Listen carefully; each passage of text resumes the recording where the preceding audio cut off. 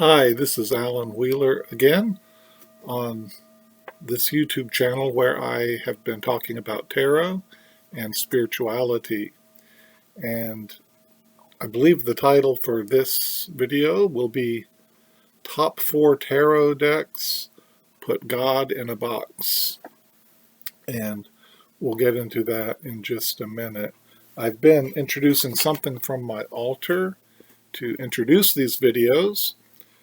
So today, if I haven't introduced this before, I have pieces of labradorite. I believe that's the pronunciation.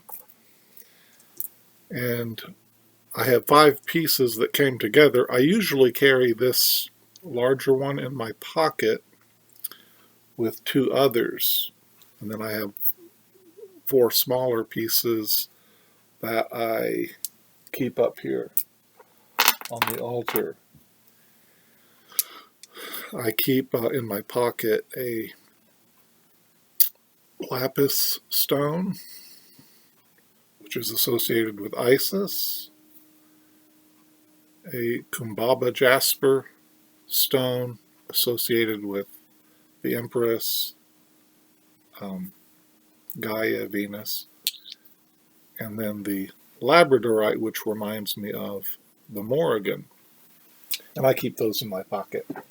Also, by way of introduction, from a professional tarot reading, I had come forward for me a Sekhmet and some prayer beads with carnelian, tiger's eye, and red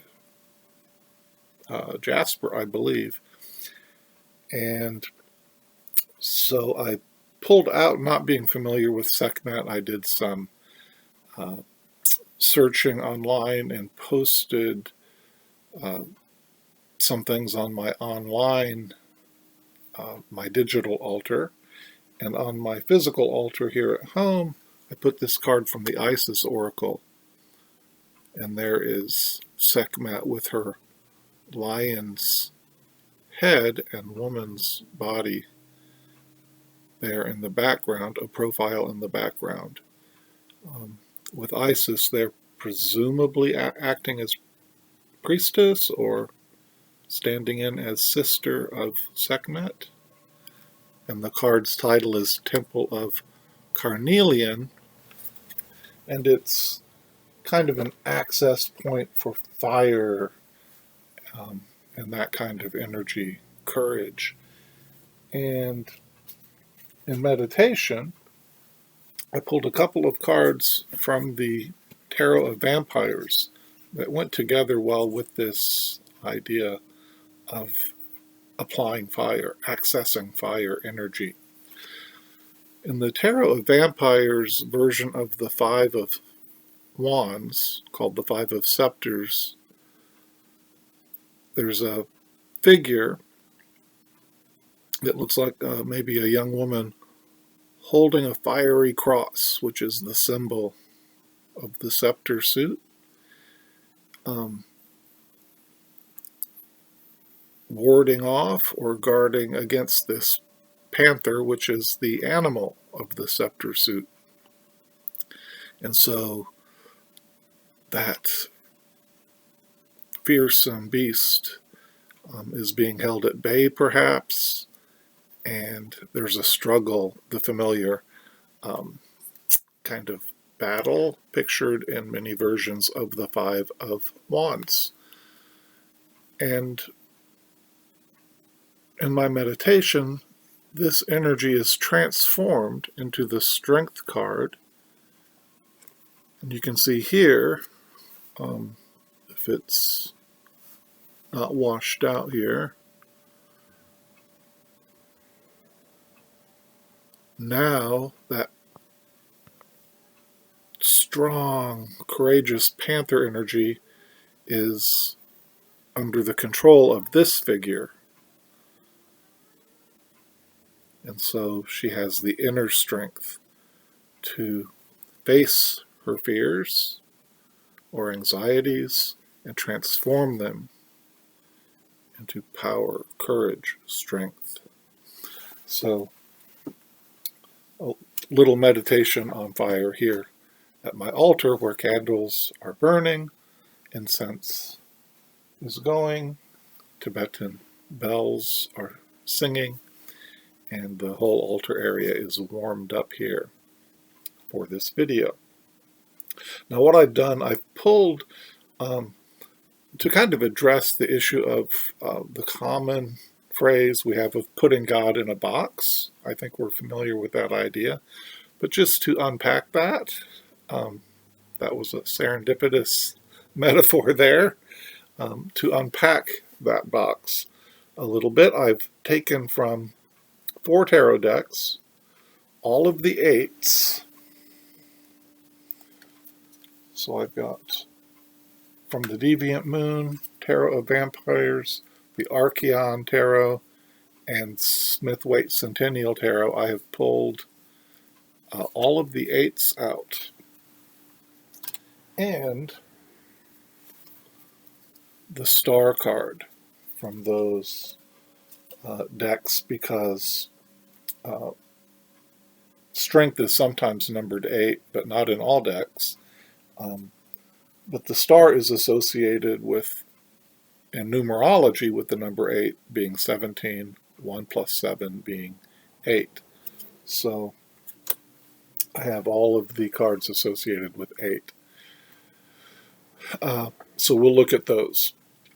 Before getting into that, in the reading from those cards, I have 2 thoughts on putting God in a box. And God can be spirit, source, higher self, however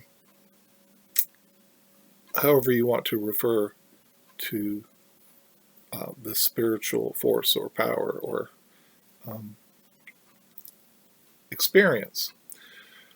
The first thought is that we can be, and I think it's the common one, that we can be too prescriptive, rigid, and legalistic, and conform a transcendent idea or deity into our limited human perspectives. So we get religious orders that say the hymnline must be at a certain, must be below the knees to be holy. Harry Potter is evil. We don't dance or drink or smoke, and that kind of thing.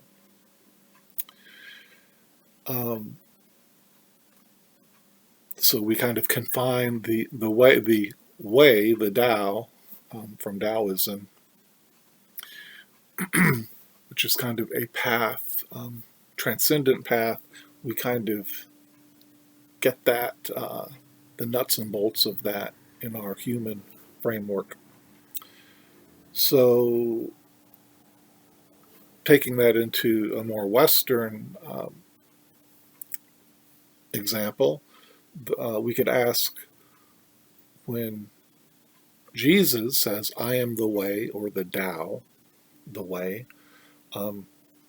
does that mean more than just joining the First Baptist Church or some, equally a tribal religion of some kind that's very exoteric?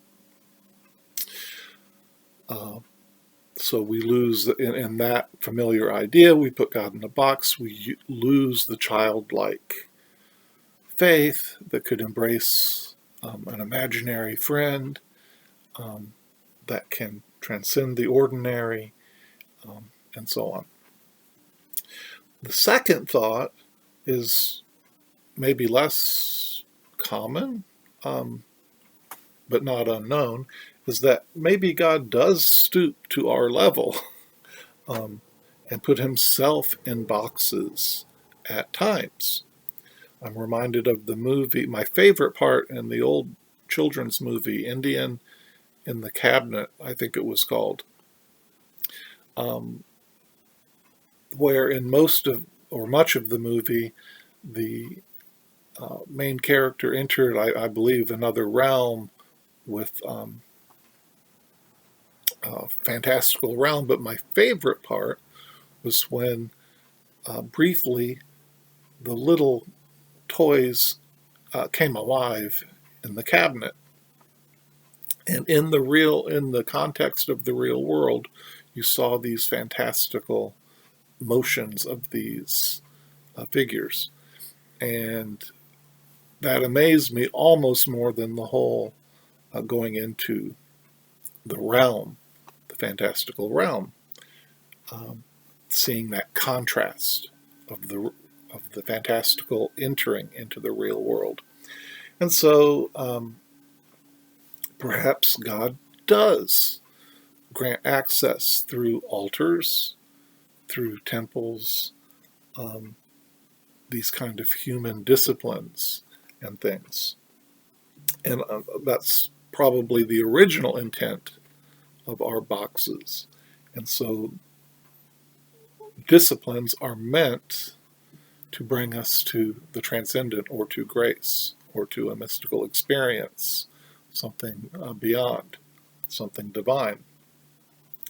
And whether it be images or names of God and our different various flavors there. And we get our rituals and our practices, but sometimes they get too loud and we need to, as I heard Abby Normal in a video say, that contacting spiritual guides and things, we need to turn the volume down of all this humanness that gets going so we can access them. So let me start. I'll actually start with the Ten of Swords from the Deviant Moon Tarot, because this one, the figure is in a box, and it looks like one of those magic illusions, those feats when the sword box, when the from the inside view, when the figure is faced with all these swords and he's actually pierced by them as they come in through the various sides in this dark, confining box. And so that, to me, that's the dark side of putting God in a box. And of course, in other versions, we see the figure is laid out with 10 swords, the overkill of 10 swords going into the back. But here the figure's actually in a confinement with all these swords of, I imagine them as legalistic ideas and rigid demands that are piercing this figure, surely to take the life out of him. So we'll start with that. I thought that would be a good kickoff. Now, in the Suit of Swords, we'll look, and here we have in the Eight of Swords, here's the figure blindfolded and bound, and I think that's a great image for the swords, the air suit, and those ideas that begin to bind us. And similarly, in the Archeon Tarot, we see this figure in shadow, bound in a more symbolist picture of that binding. Here in Tarot of Vampires, there's actually a demon here that is bound by chains. The knife is hanging like an albatross around his neck. There's darkness all around, and the sun is coming through there. So, according to the guidebook, he's able to soak up the energy of that sun and break free rather than dry up and die like the other skeletons on the posts and the environment around him.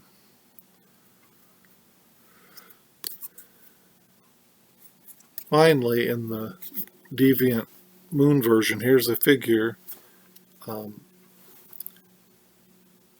these thoughts are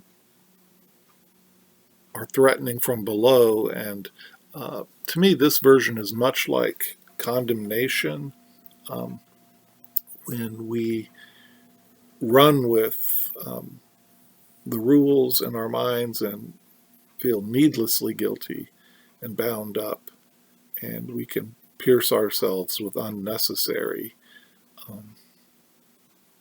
scolding. And that this moonlit picture reminds me of that, especially with this church-like arched window there that the figure is framed in. So that's the logic, the laws that are just taking the life out of these figures, and in some ways it's our reason kind of demands too much when it comes to spirituality, and so it may be helpful to have a scientific explanation just to set our hearts at ease and help us to experience things, but getting caught up in having to have empirical proof, and getting too caught up in the mental, sordid, airy aspects may be too confining. And the spiritual realm may be one of infinite possibilities where imagination is needed, and so that the Eight of Swords shows kind of the need for that breaking free from the confinement of the box.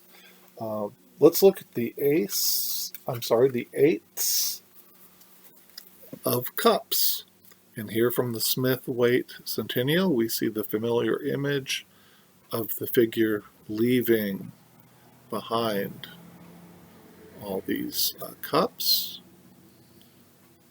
in the moonlit scene. And so to me, these are emotions that have become stale, maybe too simple, maybe overly sentimental, like a Hallmark card. And the depiction in the Archeon Tarot, it's hard to see even when the picture is clear, but there's many falling cups, and the figure is kind of looking back at those. It reminds me of the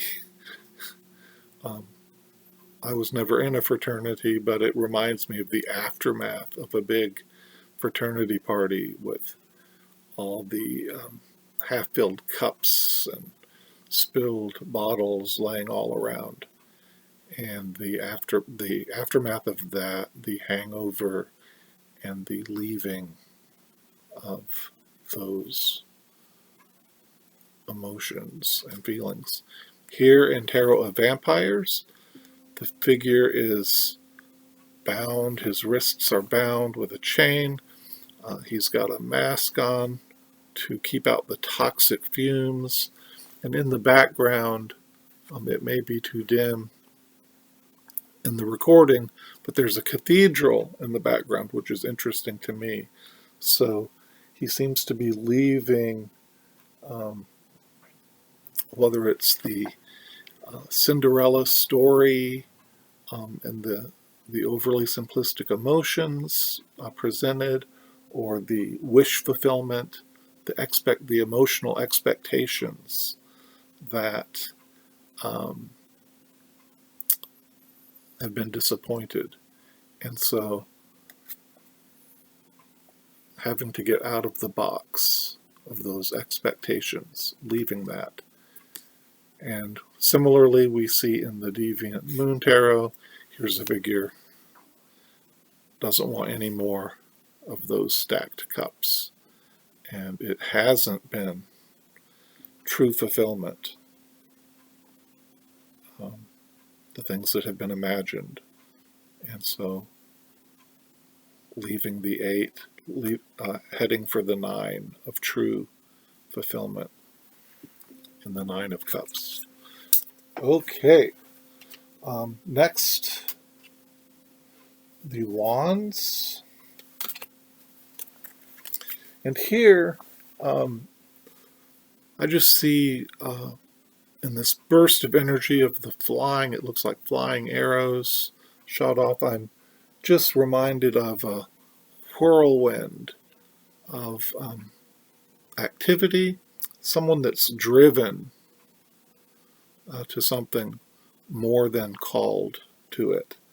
And so sometimes training, whether religious or otherwise, can make us trigger happy, can make us rely on willpower and like military training. And I think of the Crusades or just doing things, rushing out and doing things without thinking. And that idea is depicted in the Archeon Tarot more with the fires of passion, but very similarly, I think it can be applied. Here in Tarot of Vampires, the vampires leaping over the grave with the scepter in motion, ready to swing. And again, you just feel that energy of almost thoughtless activity taking over.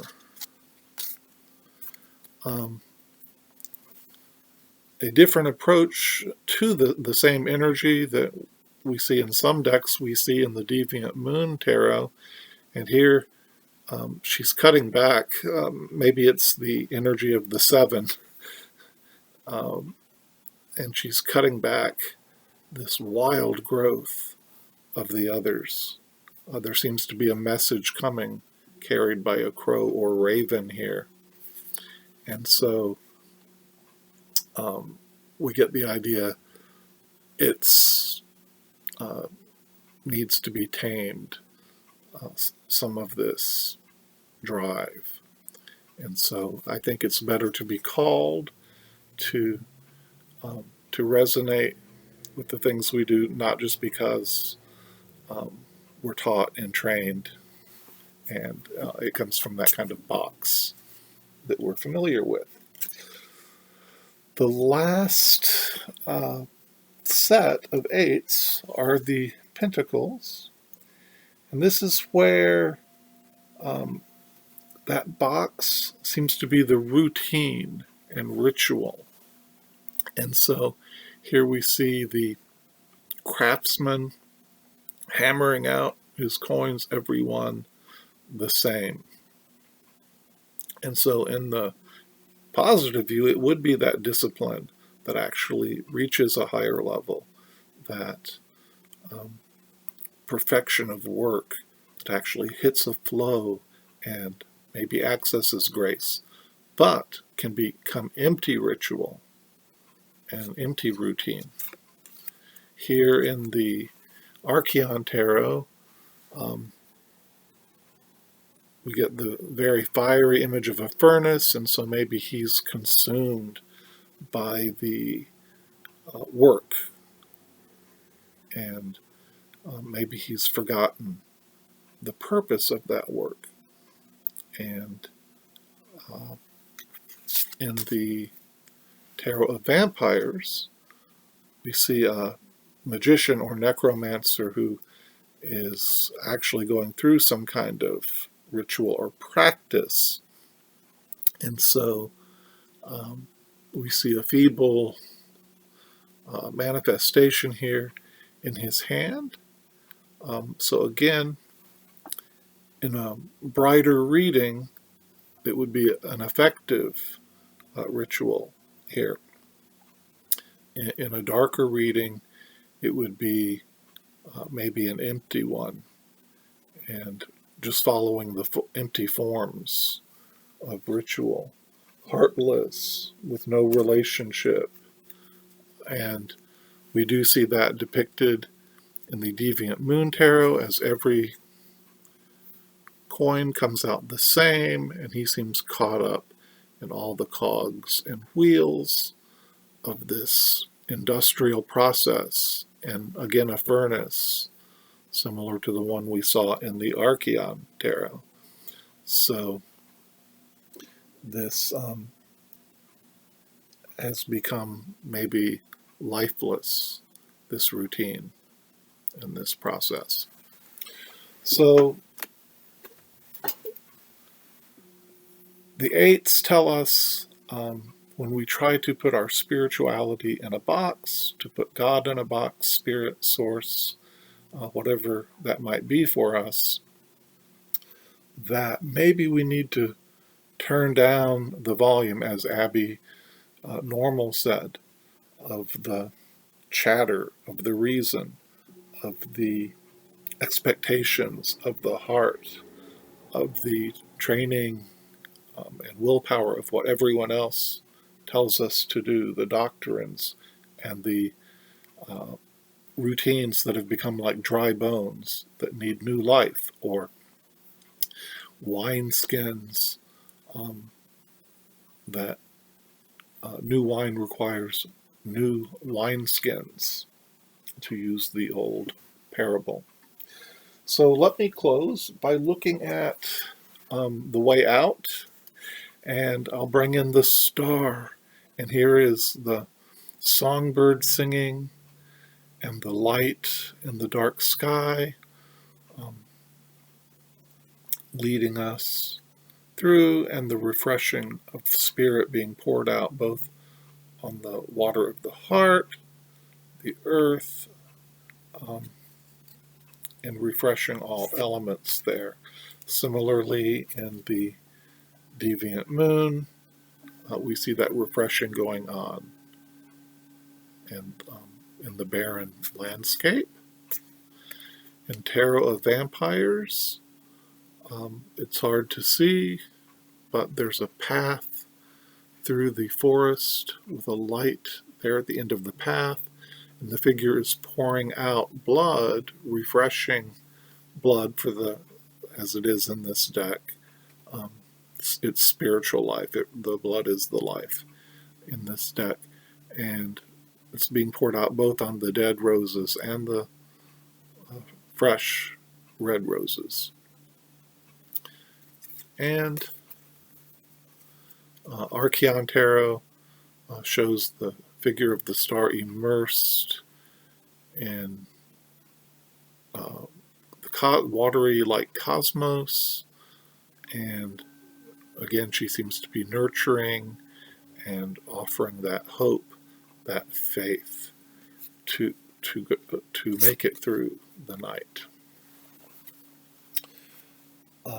So after the darkness of the tower, and the breakup of that box